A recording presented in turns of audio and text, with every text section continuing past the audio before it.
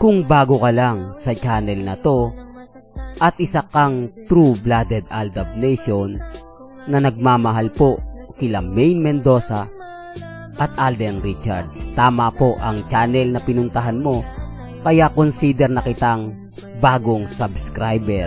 Welcome back mga kaaldab. Ito na naman po ang inyong lingkod, si Mr. Destiny. At syempre panibagong video, panibagong update na naman po tayo. Ito yung nakakatuwa at syempre mga kaaldab na pumapabor at umaayon na naman po sa atin. Ang latest post ni Alden Richards sa kanyang Instagram na talaga naman pong buhay na buhay ang post ni Alden. Wala nga po si Mama Ten na kino-question nga po natin at madalas nga po natin sinasabi na kapag wala si Mama Ten, kasama niya sina Baby Playmate o si Baby Teo at si Playmate. Pero talagang pinaninindigan ni Alden Richards kasi binibigyan niya talaga tayo ng inspirasyon. Ibig sabihin, sige lang, wala na naman dito si Mama Ten.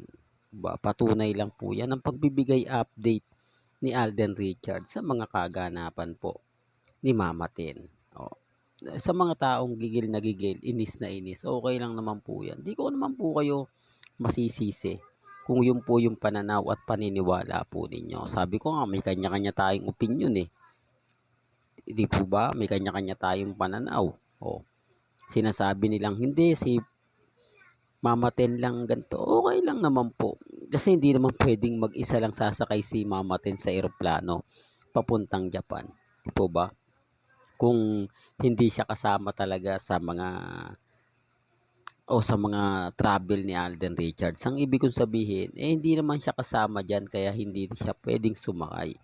Yung tipong mga kailangan, mga ansakay lang yan, guest passenger. Yung tipong inimbitahan lang daw po. Po ba? Sila lang yung may karapatang sumakay. Wala naman pong problema yun eh. Po ba? Yan ang mga pambasag sa akin na keso kaya hindi daw pwedeng sumabay si Mama Ten. Wala naman pong problema yun eh. Di po ba? Ang sa akin lang naman po, masaya po ako dahil at least nakita natin si Mama Ten. Nakita natin nakasama ni Alden Richards at binidyohan pa mismo ni Alden. Doon pa lang panalo na ako eh. Doon pa lang masasabi nyo na kahit maraming issue, di po ba pwede naman niyang hindi na ipakita si Mama Ten. Pwede naman sabihin ni Alden Richards, huwag nyo nang kunan si Mama Ten sa mga post nyo. Kasi sinasabi nila na kumbaga may kasama yung bata, kasama niyang sina Playmate, si Baby Teo. Di po ba yung tipong para makaiwas ka lang sa isang tanong, makaiwas ka lang sa issue. Pero hindi po ganun ginawa ni Alden. Talagang binigyan niya po ng suporta pa rin ang Aldab Nation na parang sinabi niyang ituloy nyo lang yan. Eto pa. Di po ba? Doon pa lang mga Aldab, masayang masaya na ako eh. Dahil pinararamdam ni Alden Richards na andyan lang siya. Pinararamdam ni Alden Richards sa buong fandom na maging kampante lang po kayo. Maging relax lang po kayo.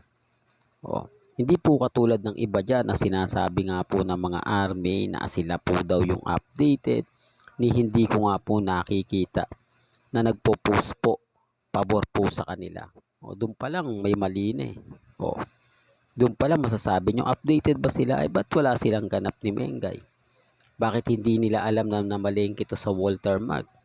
Ba't hindi nila alam nag-shopping to? Bakit wala silang kalam-alam sa mga nangyayari at nagaganap kay Maine Polkerson kung talagang updated sila gaya ng sinasabi nila. Pero syempre sabi ko nga po sa inyo mga kaaldab, paulit-ulit, ito yung pagkakaiba ng nakatuto ka lang kay Mengay, yung tipong sa kanya ka lang nakapokus. Kaya nga yung mga post update ni Alden at yung mga sinasabi ni Mengay, kaya nga po kami nakakakuha ng impormasyon kasi galing din naman po ito kina Alden, galing din naman po ito kay Mengay. Hindi naman natin ito ine-edit lang at wala naman pong editan na nangyayari. Lahat po ng mga nagaganap kina Alden Richards at kay Mengay galing po yan sa social media. Galing po yan sa dalawa. At wala pong nagsabi na ganito at hindi po ako nag-i-edit, for the record lang po. Huwag po kayong maniniwala na lahat ng mga pinapakita akong mga video, inedit ko lang para makakuha ng simpatya. Para masabi na totoo yung mga sinasabi ko, nag-i-edit ako. Hindi po kasi galing din naman po yan sa post ni Alden Richards. Hindi naman yung post na kung saan-saan lang.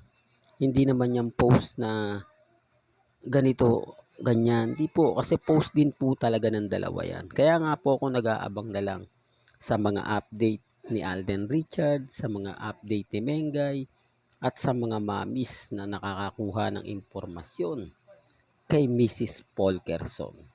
Oh. Sila, nga, naturingang congressman po, si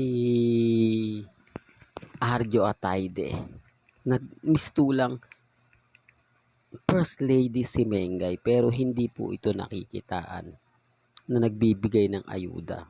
Hindi po ito nakikitaan na kasama ni congressman. Doon pa lang po may mali na, no? Doon pa lang po masabi niya na, oo nga Mr. Destiny, hindi nga namin nasisilayan yan dito sa District 1. Hindi nga nagsisimba yan dito. Parang wala, mabuti pa yung Bulacan na napakalayo. Updated sila. Nakikita nila si Mengay, sinasabi nilang may negosyo, nakikita nila nagsha-shopping, nakikita nila namimili. Doon pa lang mga kaaldab, may mali na eh. Di po ba? Samantalang po, pwede naman po niyang iutos na lang yun.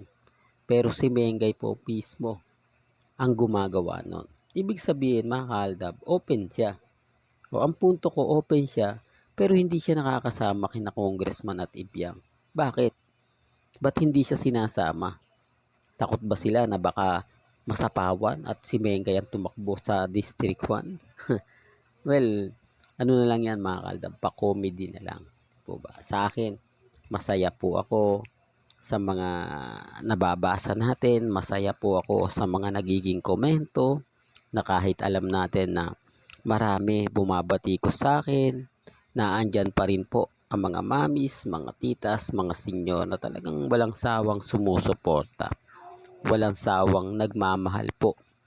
Ito po ba sa atin? Kaya ako naman po, kita nyo, patuloy akong kumukuha ng mga impormasyon. Patuloy tayo naghahanap ng mga impormasyong makapagpapasaya, makapagpapatibok ng puso ng Aldab. At syempre, konsumisyon naman po sa mga armin na kahit araw-arawin nilang banat sa akin, kahit sabihin nila na fake news ako, okay lang. Dahil hindi naman po ako natitinag. Hindi naman po ako sumusuko. Hindi po ba? Lalo na ngayon sa labanang talaga naman pong napakasaya. Talaga naman pong umaayon sa atin. Diba? Kaya sa mga mamis dyan, sa mga titas, maging kampante lang po kayo ha. Maging relax lang kayo. Hayaan nyo lang po yung mga bitter na yan.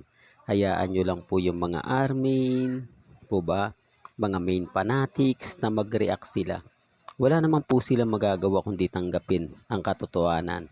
Nang Aldab pa rin po ang malakas, na tayo pa rin po ay buo, taliwas sa mga sinasabi nilang nagwawatak-watak na raw po tayo. May kanya-kanya nga daw po tayong mga pananaw. Hindi na nga daw po tayo nagsasama-sama. May kanya-kanya na raw tayong iniidolo. Okay lang po naman yun eh, di po ba? Kahit anong sabihin nila, kahit anong ipaliwanag nila, pagdating po sa mga ganyang aspeto, abay, hindi ko na pinapansin yan. Kasi sa bandang huli mga kaaldab, tayo pa rin naman po magsasama. Tayo pa rin po ang magkikita sa finals. Hindi po ba? The real talk to. Kaya nga po yung naging komento po pag nagbabasa ako at nakikita ko naman po. Medyo talagang sumasang-ayon ako. Kaya lang siyempre sabi ko nga po sa inyo, wag na po kayong mag-comment doon mga mamis, mga titas, kasi hindi naman po talaga tayo mananalo. Kumbaga lahat ng sabihin natin, magiging bitter lang po talaga tayo sa kanila. Hindi po ba?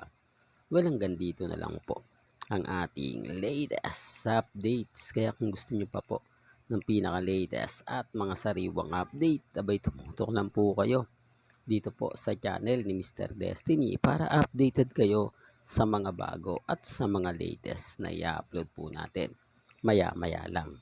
Hanggang sa muli, salamat po sa panonood at pakikinig.